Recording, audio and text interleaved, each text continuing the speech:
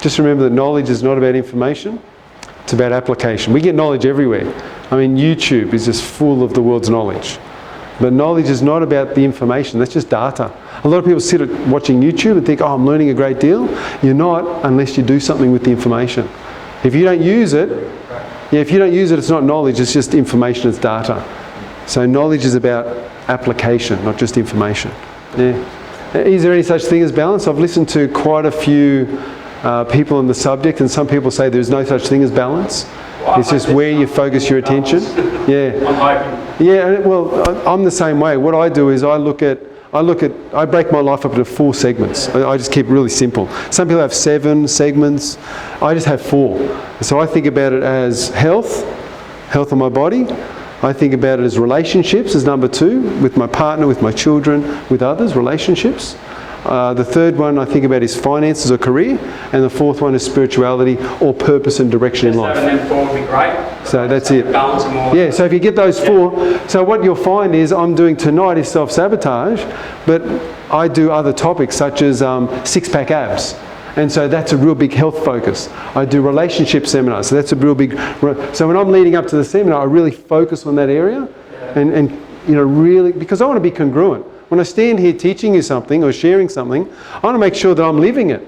It's no good me up here teaching it and I don't even live it. It's not part of my life. That's the same with myself. I want that congruence. I've got pretty good advice from my family for this, but I can't even take on that. But I get pretty good bloody advice. Yeah. And it usually works out for friends, people that I train and stuff Absolutely. like that. But I can't apply that in my own life. So sometimes it's quite bizarre. Take your own advice. Take my own advice. It's weird. And we're going to talk about unconscious resistance here today, so that'll be really helpful for a lot of these issues that you're facing. It's not the conscious resistance, it's the unconscious. It's what's happening below the surface of conscious thought. The things that, there's thoughts that you know about, and there's thoughts that you don't know about. And they're constantly running in your life. And it's usually not the thoughts you know about that are screwing your life up, it's the ones you don't know about. And so we'll dig deep into that. Yes, generational. And a lot of these things are generational.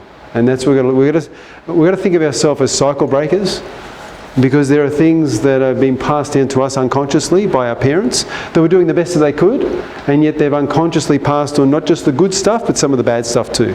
And so we've got to work through that. And we find out with our children, we sometimes see the little mirror, and they become the mini me that they are, and you go, oh my goodness, am I really, teaching this in the way I'm raising you?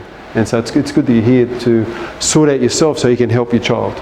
That's another reason why I do what I do. I know one day my older 3 children who've rejected me will one day want to know what happened. Will want to know one day what's going on. And I need to be prepared to accept them, not get angry, not have any other emotion, but just give them nothing but love and understanding, and just say it was a difficult time. But you know what? I always loved you, and that type of thing. So I think about the work that I do, or the neurological repatterning and everything that I do, the way, learning how the mind works so that I can help my children one day. Because long story, but my daughter, 19-year-old, she's got a boyfriend introduced her to drugs, so she's living that sort of lifestyle right now. And I know the harmful effects of drugs.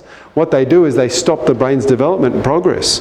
So if you're 16, 18 and you start taking drugs, that's it, brain development stops the minute you start taking drugs. It takes about 18 months of being drug-free before your brain begins to develop again. Okay, so that's why you get people who are 35 and they act like they're 15. Because they started doing drugs at that age. Who knows people like that? Yeah, and they're like young. But you start doing drugs when you're young, it stops your brain development. You don't get normal functioning out of it. And so I know all these things, and yet I'm powerless to be able to do something now. But I know that there will be a time where they'll want Dad's help, and I need to be ready.